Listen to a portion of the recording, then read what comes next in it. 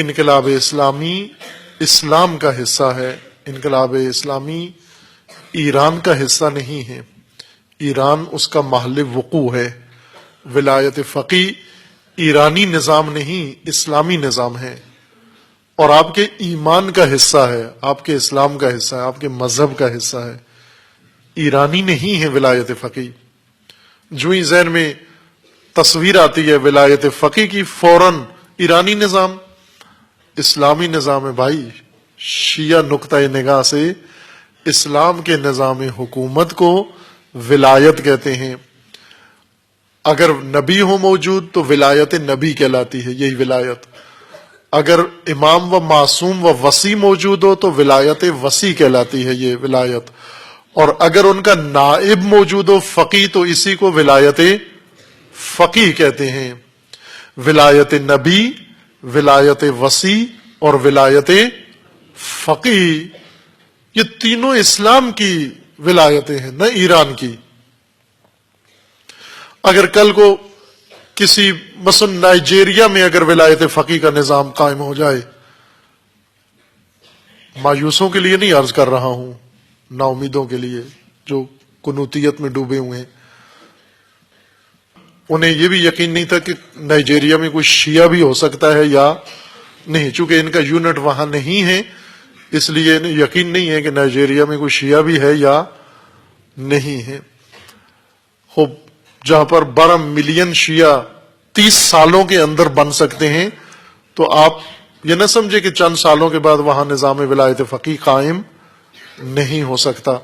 اگر خدا اس مجاہد و مبارز کو توفیق دے اور خدا اس کو دشمنوں کے شر سے نجات دے، تو جو 30 سال میں اتنا بڑا کارنامہ کر سکتا ہے، اگلا مرحلہ اس سے آسان ہے، اتنا مشکل نہیں ہے، یہ کام ہو سکتا ہے۔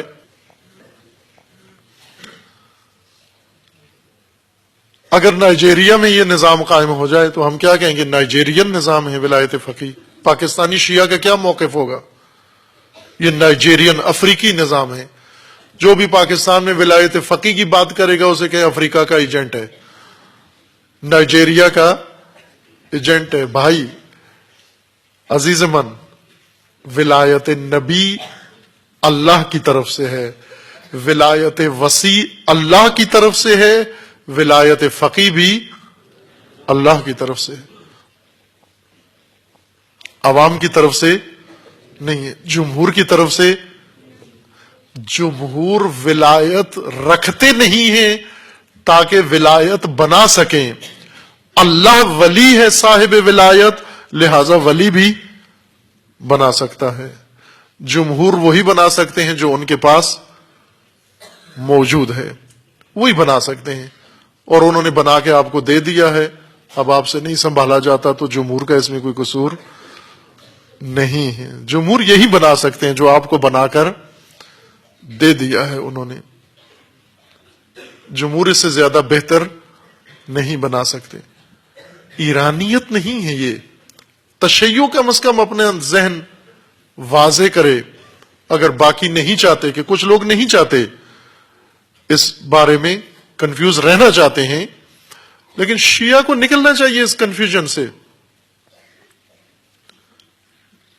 یہ آپ کا دین ہے، آپ کا مذہب ہے، آپ کا ایمان ہے۔ یہ ایران میں اگر اس کا ظہور ہوا ہے تو اس کا مطلب نہیں کہ ایرانی نظام بن گیا ہے۔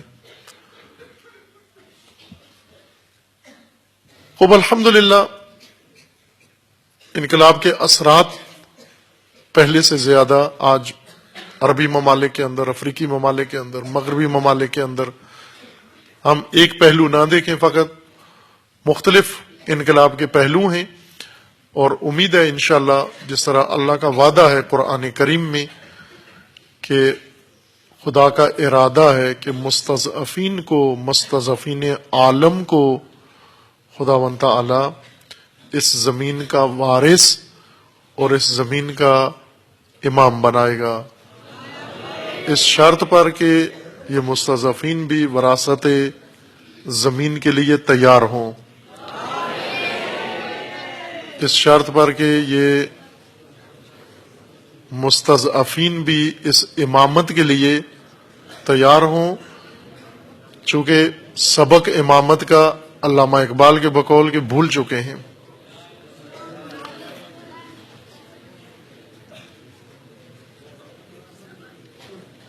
سبق انہوں نے ملازمت کا پڑھ لیا ہے اور ملازمت کے سبق میں راسخ ہیں، امامت کا سبق بھول گئے ہیں۔ امامت کا سبق پڑھیں گے چونکہ کام امامت کا لیا جانا ہے آپ سے، اور امامت کا سبق علامہ اقبال نے اپنی قوم کو سکھایا، پڑھایا، لیکن ہم نے پڑھا نہیں ہے، سر سید کا سبق پڑھ لیا، ملازمت کا سبق پڑھ لیا۔ اور علامہ اقبال کے بقول کے کہنہ دماغ جنہیں اپنے زمانے کا پیشوا ہونا چاہیے تھا، جو اپنے زمانے کی امامت کے لیے بنائے گئے تھے، وہ کہنہ دماغ، فرسودہ کوہڑ دماغ اپنے زمانے کے پیروکار بن گئے ہیں۔